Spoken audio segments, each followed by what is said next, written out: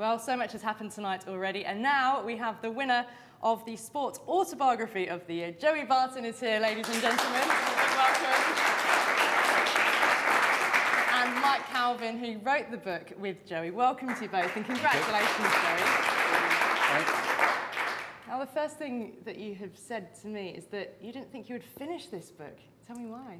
Yeah, it's a difficult process when you delve into your mind and what's gone on and delve into the time before you were famous, really. So we signed with another publisher, and we had a difference of how we felt the book should be portrayed, what we wanted to put in there. You know, they really wanted to go with the caricature that was in the public domain at the time. It was like, this is not about this. This is a different story. And there was a bit of a Mexican standoff, and me being me, decided, look, we'll give you the money back and we won't write the book. They'll probably be kicking themselves now. And then we found a publisher that worked and suited us. You know, it was an exhaustive process finding a writer that was compatible with. And, you know, remember one of the earlier meetings with Mike, and he never said it in as many words, but pretty much said, I don't like you. And from everything I've read about you, I was like, this guy will do. He gets it. Straight talking. Yeah, and we just hit it off from that moment. You know, and it was a tough process. You know, when the expertise of Mike as a writer, you know, the real skill there was the ability to unlock doors that I'd bolted, chained, put away for never to be revisited again, and with his craft and the way he went about it, the places we visited, and you know, the real art of being a fantastic author, and you know, the job he done, it's a real testament to it, where the book's at. And I said to him, look, if you come on board and write this book, I'll give you everything. I'll give you my heart and soul. And I think that's why we've ended up with, you know, the finished book the way we have.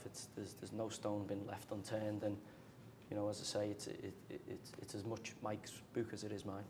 Is that all correct, Mike, what he says? Were you apprehensive to begin with? Not apprehensive. It was the one thing that people probably underestimate in someone doing a book under his or her own name is the moral courage that is required to actually be yourself, truly yourself, in public.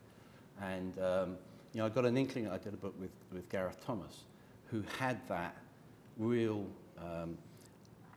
almost urgency about, yes, I need to be honest. I need to be confront who I was, what I went through. And I got the same vibe from Joe very quickly. Like all journos, you do your research, and I spoke to his managers, and they all said the same thing. If you give him 100%, he'll give you that back. And that's what the book has proved to me. I made a couple of demands. Which were?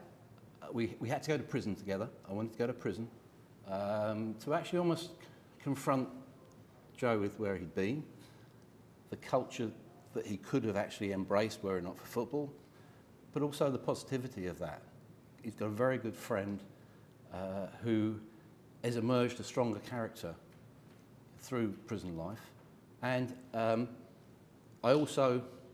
we had a great belief, didn't we, in the power of places.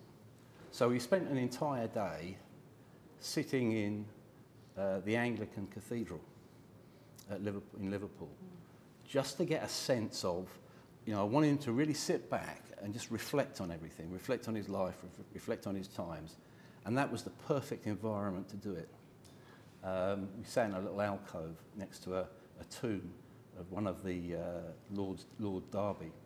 And so, you know, you get a little jigsaw puzzle of an individual, but without Joe having the courage to be Joe in public, this book wouldn't have been written.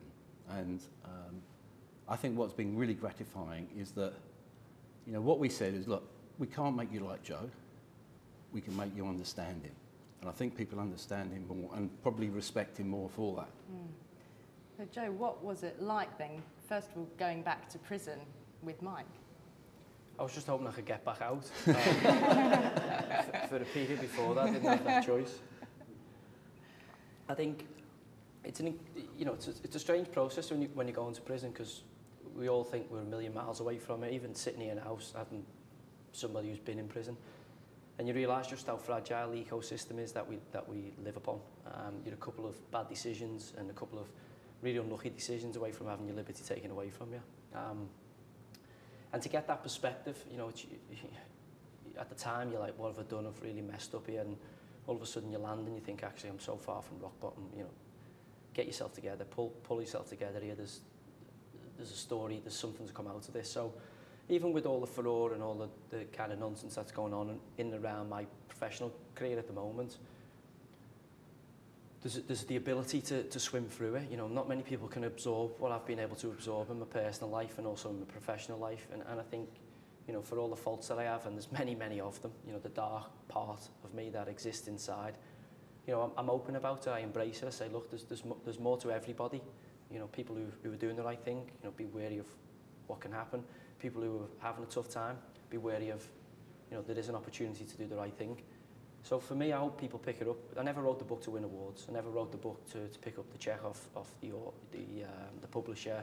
For me, it wasn't about that. It wasn't about nights like tonight. For me, it was about writing the book, and hopefully someone somewhere who's having a tough time, who's maybe can relate to me in some aspect, picks it up, reads it, and it helps change their life for the better. Because I'd have loved to have read about certain things that are in there, you know, when you've got, you know, an issue with your father, and you can read about somebody in the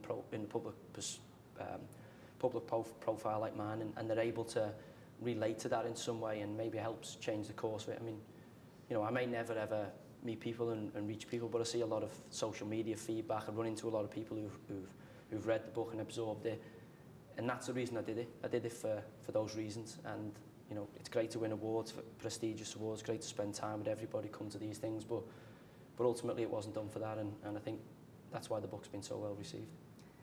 You have mentioned the word public profile and the word caricature. As a byproduct of what you have written, though, do you also hope that people will see a real you and not a caricature?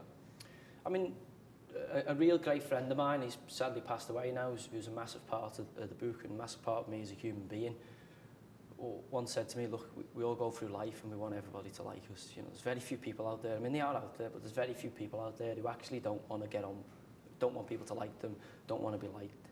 And he said, but no matter what you do in this life, there's always going to be somebody who has something negative to say about you. So I think it's important to prioritise who and what are important to you. Focus all your energies on them and just let everything else be. You know, I know there's going to be a lot of people who don't like me, but there's a lot of people who I like, and their love for me is reciprocated, and ultimately that's what's important for me. You know, if some people pick the book up and it changes their opinion of me, then great, so be it. But ultimately I would hope to reach out to people who are, you know, just struggling, people who are looking at my journey thinking, you know, you're just a footballer and you've been mega talented and you've got to play football.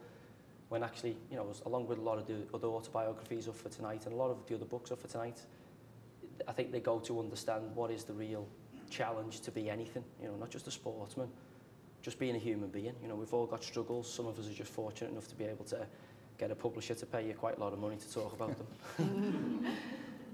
And what of your footballing career right now then? You have said the recent ban has retired you early. Is that it? Well, I can't play football for 18 months, so at the age of 34 to 35 in September, it makes it incredibly difficult to play straight in the Premier League, certainly when you're going to have a forced absence from the game. But one thing you get from the book is, and it's, you know, there's almost that dark side of me, almost going, I hope my band doesn't get reduced, because it's a better story if I come back and play in the Premier League with, you know, the ban. You know, I've always been an outlaw. I will probably always be somebody who lives on the edge, just a part of my nature, it's a part of my character. I kind of feel alive there. I've lessened and softened those edges. You know, there is still a devious side of me. Some people say, you know, Peter Kay used to say to me, there's a character that lives inside you that has intent on self-harm. And I suppose an element of him was right, but it's the same character that allows me to go out and play in front of 50, 60,000 people and do what I need to do. It's the same character that allows me to go and relate, go into prison and talk to people and find a common human decency in people that, you know, have had the liberty taken away from them. So whilst it has many flaws, it also has a lot of good things about it, and you know, I'm learning to live with that person inside, learning to become more comfortable in my own skin every day. And you know, this is life. you know, I'm 34 years of age. You know, hopefully I get to add at least another 34 years to that. And it's an incredibly optimistic position to be in. You know, you only see the events of the last 24 hours and, you know, you just put things into perspective. You know, this is a great time to be alive. This is a great time to be, you know, with great people, spending time with your family, friends and loved ones, and have great people love you. And I'm just intent on enjoying that. If it's as a professional footballer, you know, you would probably get a good price on me not making it. And as you know, I'm someone who likes to bet. And, although I wouldn't probably back it myself. Wise. Yeah, you know, there's a great story in that for me, and that's something that I don't think people recognise. The person inside me saying this is going to be, you know, let's document this, let's put this down. You know, the book for me is just my journey as a footballer, but you know, there's a lot more to all of us, a sportsman, than just football. And you know, Mike, as I say, I couldn't have asked for a better partner on this journey. He's brought out, you know, fantastic stories, put my ramblings into common sense, and I couldn't have done it without him. I couldn't have done it without the publishers, couldn't have done it without my family and friends. I'm just really humbled that people have taken time to, you know, because I know how hard it is to read books as an avid reader, and I know how hard it is to sit down and plough through a book, and you know, I'm just really humbled that people have taken the time to do that about my story. Mike, just briefly, are you proud of this man who sits next to you? Very, because Joe's speciality is proving himself against the odds, and I don't bet. If I did, I wouldn't bet against him playing in the Premier League again. Mike and Joey, congratulations on the book. Thanks so much for coming and sharing. Thank you.